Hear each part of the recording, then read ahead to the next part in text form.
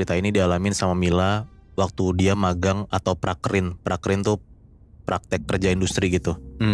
Di instansi yang gak bisa disebutin tempatnya apa. Kejadiannya itu terjadi di 3 tahun lalu, tepatnya di bulan Agustus 2021. Karena Mila ini sekolah SMK, jurusan administrasi perkantoran dan udah kelas 12, jadi otomatis dia tuh harus ngelaksanain si prakeran ini selama 3 bulan. Ditempatin lah nih di salah satu instansi dinas di tempat yang emang gak bisa gue sebutin di mana ini ya. Iya. Mulailah tuh si prakerinnya. Dari sekolah dia ada 8 orang, 5 cewek dan 3 cowok. Sebut aja cewek-cewek ini namanya Rahma, Cici, Sinta, dan Wiwin. Itu semua disamarin. Satu lagi termasuk si Mila ya, dan 3 cowok temennya. Awalnya si Mila ini gak terlalu dekat sama 4 cewek ini karena beda kelas. Tapi lama-kelamaan akrab dan suka ngumpul, suka gibah. Karena kan satu magang bareng gitu kan. Iya. Bulan pertama magang gak ada yang aneh-aneh, biasa aja. Karena kantor juga gak kelihatan serem, pegawai juga baik-baik, jadi makanya itu aman-aman aja lah. Nah bulan kedua nih udah mulai ada kayak hal-hal aneh nih yang dirasain sama Mila dan teman-temannya. Jadi yang tadi gue bilang ada salah satu teman Mila namanya Rahma. Ini orang yang bisa dibilang kayak rada peka gitu lah buat hal-hal mistis karena ada turunan dari nenek moyangnya. Dan waktu mereka ngumpul, Rahma tuh kayak ini random banget Nat. Lagi ngumpul tiba-tiba Rahma tuh sering ngomong kayak, banyaknya di sini. Dekat lemari ada cewek loh. Di sana ada cewek loh. Di situ ada anak kecil lagi lari loh. Gitu kayak random aja gitu ngomongnya. Tapi nyebelin banget ya dikasih-kasih gitu. Nah iya. Sampai ada momen dimana kantor mereka tuh lagi ngadain acara di luar.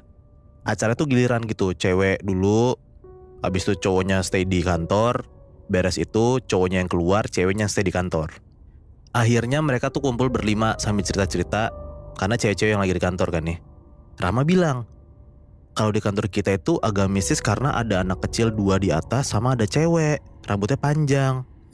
Nah karena Mila juga orangnya santai aja, dia cuma bilang kayak, udah jangan dibahas-bahas, masa hari gini masih percaya begituan. Udahlah kasihkan ngobrol, mereka sampai sore waktunya pulang. Mereka siap-siap tuh buat pulang, ngunci pintu belakang, beresin buku gitu-gitulah.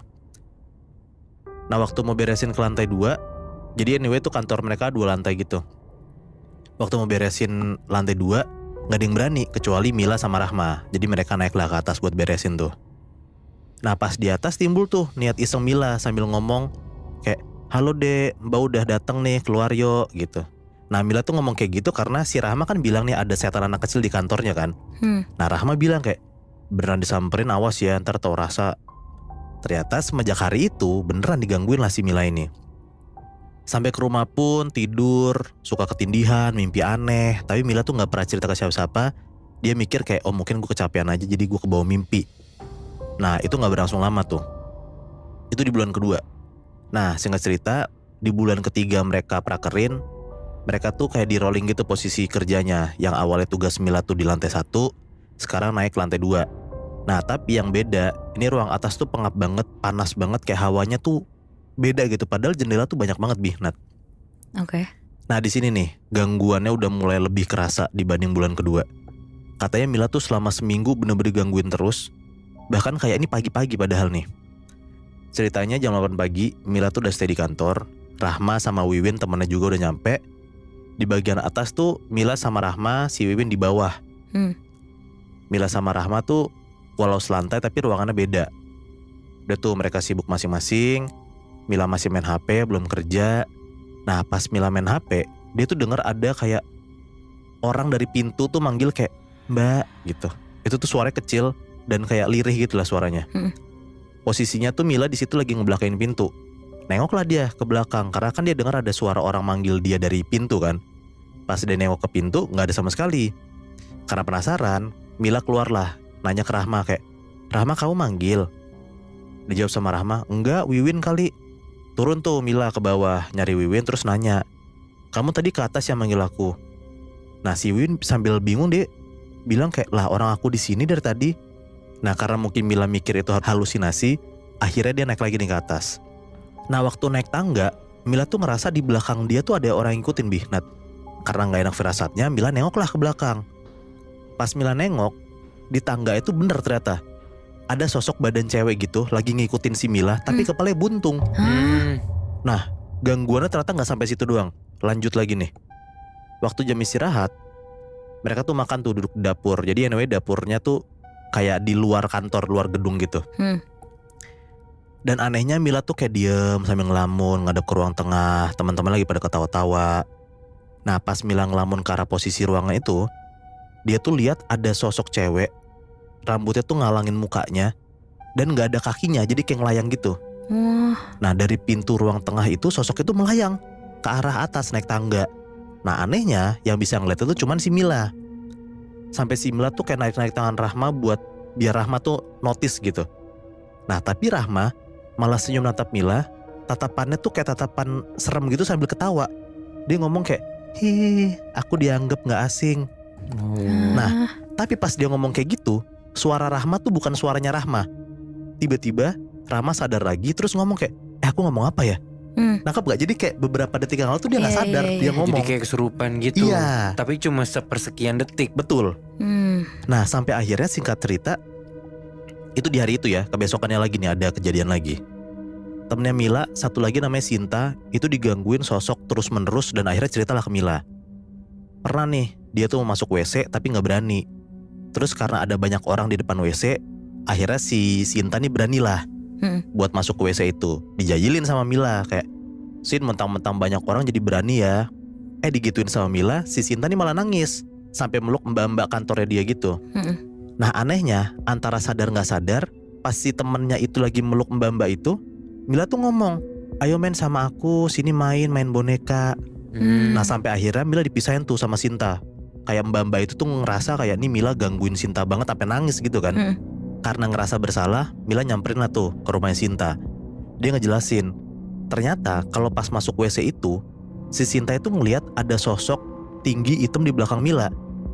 Terus ternyata juga si Rahma tuh bilang kalau pas Mila pulang itu ada yang ngikutin Mila juga di belakang dia naik motor gitu. Jadi kayak Mila tuh kayak ngebonceng orang gitu. Makin aneh lah kejadian di kantornya. Lanjut lagi ke besokannya. Ini nih katanya Mila, dia nulis cerita ini nih kayak ini puncak gangguannya nih. Siang-siang itu Mila udah baikan sama Sinta, udah cerita-cerita, udah ngelupain kejadian yang kemarin.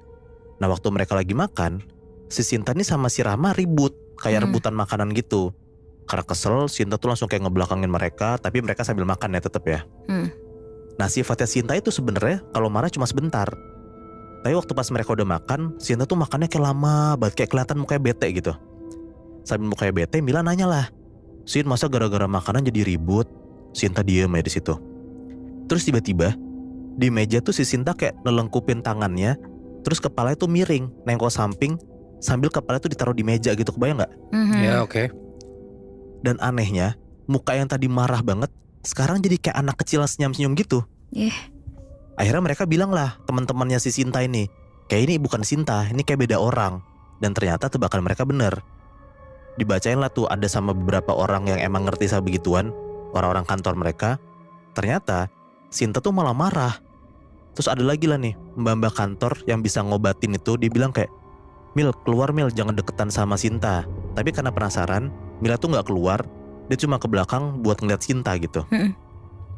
Duduklah nih si Mila di depan lemari sambil bengong. Dan ternyata tiba-tiba sekarang Mila yang kesurupan. Tangan Mila tuh katanya kayak kebakar sampai ke siku. Terus Mila tuh udah gak sadar. Dia cuma bisa nangis-nangis sambil bilang, "Panas, panas, tolongin aku gitu." Di situ akhirnya orang tua dan guru pembimbing mereka ditelepon lah buat datang ke kantor. Singkat cerita udah pada datang. Akhirnya guru agama mereka datang sama guru pembimbing buat ngebacain doa tuh sampai mereka berdua sadar. Dan katanya waktu sosoknya itu mau keluar dari badan Mila, Mila tuh sampai muntah darah saking kuatnya tuh sosoknya. Udahlah singkat cerita, akhirnya selesai tuh proses pengeluaran setan dari tubuh mereka. Dan ini lompat lagi ceritanya ya. Kayak si Mila ini nulis, beres mereka magang, bukannya si Mila itu sembuh, Mila tuh jadi malah kayak tambah digangguin dan sering banget kerasukan. Sampai ustadz hampir 7 orang tuh mau coba nyembuhin si Mila, tapi gak bisa katanya Bi, Nat. Katanya soalnya mata batin Mila udah kebuka. Jadi semenjak magang sampai sekarang, si Mila tuh jadinya bisa ngeliat makhluk halus. Jadi sampai sekarang mata batinnya tuh bener-bener kebuka dan gak bisa ketutup lagi, Moy. Iya, bahkan Mila kan coba minta tolong sama 7 orang pinter gitu kan. Gak bisa ditutup. Gila. Tapi kayaknya yang apes gak cuman Mila sih ya, Sinta juga tuh. Iya, temen-temennya bahkan Bi. Yang kesurupan tuh gak cuman Mila dan Sinta ya berarti ya? Iya, ada lagi Rahma. Itu berarti karena memang kantornya tuh yang berhantu ya, Moy? Betul. bukan karena anak-anaknya yang iseng ya menurut gua. Hmm. Karena yang kena kejadian kayak gitu gak cuma 1-2 orang. Anak-anak yang magang ini banyak banget yang ngerasain. Cuman lagi-lagi apesnya adalah gara-gara di kantor itu Mila jadi bisa kebuka mata batinnya sampai sekarang gitu ya. Betul.